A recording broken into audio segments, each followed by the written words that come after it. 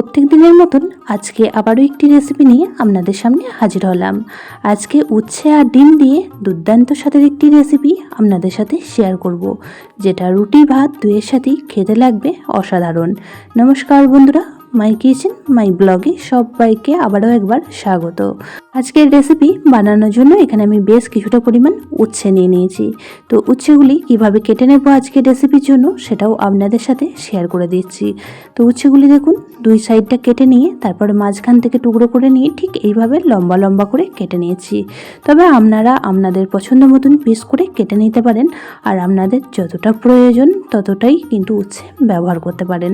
তবে আজকের রেসিপিটি আমি একদমই অল্প পরিমাণে বানাবো, তো সেই বুঝে শুনে এখানে উচ্ছেটা কেটে নিচ্ছি। তার সাথে কিছুটা পরিমাণ আলু দিয়েও রেসিপিটি তৈরি করব। তো এখানে 3টে ছোটো সাইজ আলুও ব্যবহার করেছি। তো দেখুন, এখানে বেশ কিছু উচ্ছে কেটে নিয়েছি। এখন উচ্ছেগুলিকে খুব ভালোভাবে ধুয়ে নেব। আর এখানে দেখুন 3টে আলু নিয়ে নিয়েছি। আলুগুলিকেও ঠিক উচ্ছের মতন করে লম্বা লম্বা করে কেটে নেব। তাতে করে রেসিপিটি কিন্তু একদমই ঝটপট তৈরি হয়ে যাবে। একদম সহজ সাধারণ একটি রেসিপি, খেতে কিন্তু দুর্দান্ত লাগে। গরম গরম ভাত হোক বা রুটির সাথেও পরিবেশন করতে পারেন। তো দেখুন, এখানে আমি উচ্ছে, আলু আর একটা বড় সাইজের পেঁয়াজ কেটে নিয়েছি, আর তারই সাথে একটা ডিম ফাটিয়ে বাটির মধ্যে নিয়ে নিয়েছি।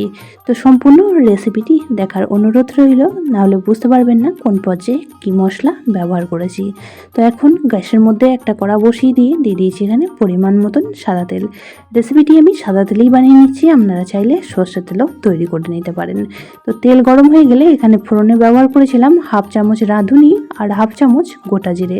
উচ্ছের রেসিপিতে রাঁধুনি ফোড়নটা কিন্তু ভীষণই ভালো লাগে। তো সেই জন্য এখানে আমি 1/2 চামচ রাঁধুনি 1/2 চামচ জিরে ফোড়ন দিয়েছি। আপনাদের হাতের কাছে রাঁধুনি থাকলে অবশ্যই একটু ব্যবহার করবেন। তো দেখুন, ফোড়নগুলি ভাজা হয়ে গেলে এখানে পেঁয়াজটা অ্যাড করে দিয়েছিলাম। পেঁয়াজটা হালকা একটু ভেজে নিয়ে এখন দিয়ে দিয়েছি কেটে রাখা উচ্ছে আর আলু। রেসিপিটি একদমই সাধারণ একটি রেসিপি, কিন্তু খেতে ভীষণই টেস্টি লাগে। যারা উচ্ছে খেতে পছন্দ করে না তারাও কিন্তু ভীষণই ভালোবেসে খেয়ে নেবে আজকের রেসিপিটি। তো উচ্ছে আলু বেশ কিছুক্ষণ সময় একটু ভেজে নিয়ে ঢাকা চাপা দিয়ে রান্না করে নিয়েছিলাম 1 থেকে 1.5 মিনিট। তো দেখুন, 1.5 মিনিট পর ঢাকাটা খুলে নিচ্ছি। এখন ওপর নিচ আবারও ভালোভাবে একবার নাড়াচাড়া করে দিচ্ছি। উচ্ছে আর আলু এখানে আমি 2 থেকে 3 মিনিট সময় একটু ভাজা ভাজা করে নিয়েছি। তাতে করে ভাজাটা ভালো হলে উচ্ছের যে তেতো ভাবটা থাকে সেটা কিন্তু খুব সহজেই চলে যায়। এখন এর মধ্যে আমি দিয়ে দিলাম 1 চামচ থেতে করে নেওয়া আদা আর রসুন। তো আদা রসুনটাও এখন উচ্ছে আলুর সাথে খুব ভালোভাবে মিশিয়ে নিয়ে বেশ কিছুক্ষণ সময় ভেজে নেব। ভাজতে ভাজতেই খুব সুন্দর একটা গন্ধ বেরিয়ে আসবে আদা রসুন ভাজার। তখনই এখানে অ্যাড করে দিচ্ছি একটা বড় সাইজের টমেটো কুচি। তো টমেটোর সাথে এখন বেশ কিছু গুঁড়ো মশলাও অ্যাড করে দিচ্ছি। দিয়ে দিলাম ছোটো চামচের 1 চামচ হলুদ গুঁড়ো, সাথে ঝালের জন্য ব্যবহার করলাম 1 চামচ ঝাল লঙ্কার গুঁড়ো, আর দিয়ে দিলাম 1 চামচ ধনিয়া গুঁড়ো।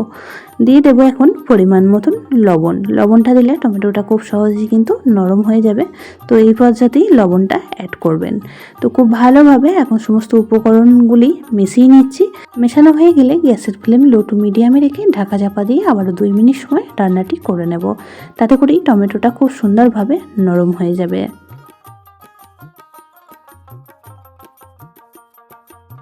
2 মিনিট পর ঢাকাটা খুলে নিয়েছি।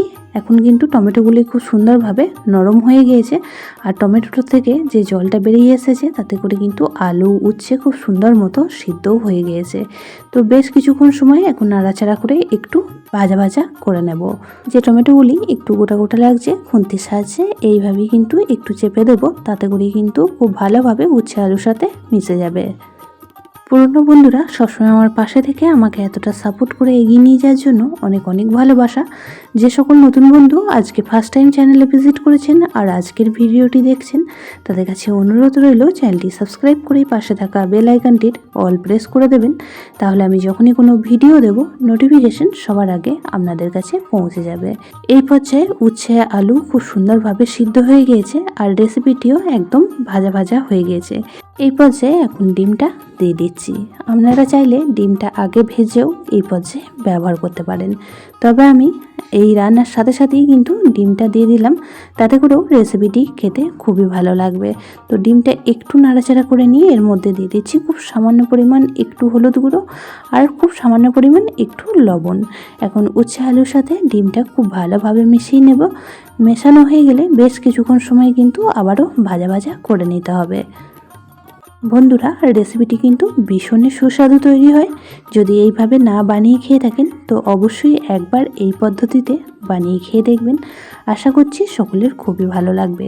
তো ডিমটা খুব ভালোভাবে মেশানো হয়ে গেলে এখানে দিয়ে দিলাম বেশ কিছুটা পরিমাণ কাঁচা লঙ্কা, আর সাথে দিয়ে দিলাম হাফ চামচ গরম মশলা। তো কাঁচা লঙ্কার গরম মশলাটাও খুব ভালোভাবে মিশিয়ে নিয়ে বেশ কিছুক্ষণ সময় আবারও ভাজা ভাজা করে নিচ্ছি। আজকের রেসিপিটি এরকমই ভাজা ভাজা শুকনো তৈরি হবে। তবে যদি আপনারা একটু রসা খেতে পছন্দ করেন সেক্ষেত্রে এই পর্যায়ে একটু জল দিয়ে দিতে পারেন, তাতে করেও রেসিপিটি খেতে খুবই ভালো লাগবে। আর এইভাবে বানিয়ে রুটির সাথেও কিন্তু খেতে খুবই ভালো লাগে।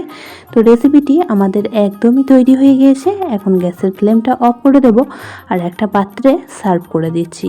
তো আজকের এই সহজ সাধারণ রেসিপিটি আপনাদের কেমন লাগলো অবশ্যই কমেন্ট বক্সে জানাবেন। আর অবশ্যই একদিন বাড়িতে এইভাবে বানিয়ে খেয়ে দেখবেন। আশা করছি সকলের খুবই ভালো লাগবে। আজকের রেসিপি বাচ্চা থেকে বড় সকলেই কিন্তু ভীষণই পছন্দ করবে। যদি রেসিপিটি আপনাদের কোনো অংশে বেশি ভালো লেগে থাকে তাহলে একটা শেয়ার করে দেওয়ার অনুরোধ রইল। সবাই খুব ভালো থাকবেন, সুস্থ থাকবেন। আবারও দেখা হচ্ছে অন্য একটি নতুন কোনো রেসিপি ভিডিও বা ব্লগ ভিডিওর সাথে। ততক্ষণের জন্য সবাইকে টাটা।